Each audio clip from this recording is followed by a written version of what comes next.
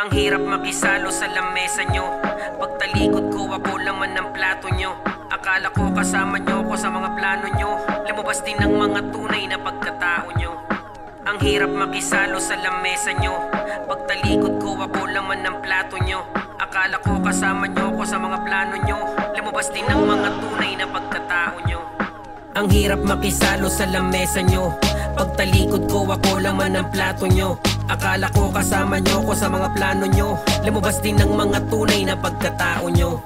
Ang hirap makisalo sa lamesa nyo. Pagtalikod ko ako laman ng plato nyo.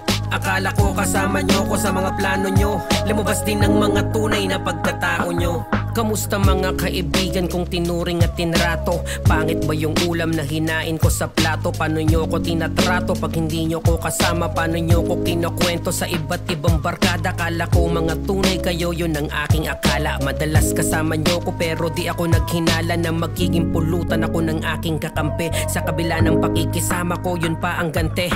Kala ko pagtatanggol nyo ko pag nakatalikod, paan nyo rin pala haharang para ako'y matalisod. Kung sa bagay, mga kadikit nyo nga ay pinaplastic. Ano pa kaya ako bago lang, kalokohang di matapik. Pasensya na kung ang paratang nyo di ko nagustuhan. Pagkakaibigan natin dito nyo tinuldukan. Ang dami nyong mga kwento na haka-haka. Lumalabas tuloy na mas mukha kayong kawawa, di na bale. Kung magkita man tayo kung sakali, babatiin na lang kita, di na tulad ng dati. Kung paano nyo ko nakilala, paano ko nakisama, nakibagay, nakisalo sa akala kong lamesa na puro tunay at walang balat. Kayong kaharap para kayong mga aktor na kontrabida gumanap. Ngayon alam ko na kung sino-sino ang mga ingrato. Mga peke nyong ngiti ang nakita ko sa litrato. Ang hirap makisalo sa lamesa nyo.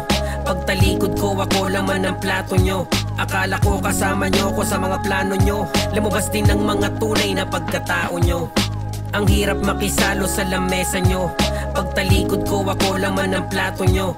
Akala ko kasama nyo ko sa mga plano nyo. Lumabas din ang mga tunay na pagkatao nyo. Kahit na ano pa man ang iyong ipakita, sadyang ganyan ibang tao kahit tinanim na. Kabutihan ay isinagad hindi makita. Yan ang karamihan dahil ang daming ang mapanira. Pag merong kailangan palaging nandyan siya. Gusto lamang pakinabang sa'yo, ba't ganyan ka? Kahit na pakisamahan ay masama ka pa. Nasasabi kabilaan pag wala ka na. Pero pagkakaharap ay mahilig magpanggap. Kunyari ikay tanggap, sadyang ganap na ganap. Ibigay mo man lahat pero bakat na bakat. Pakitungo di sapat kahit pa man isagad.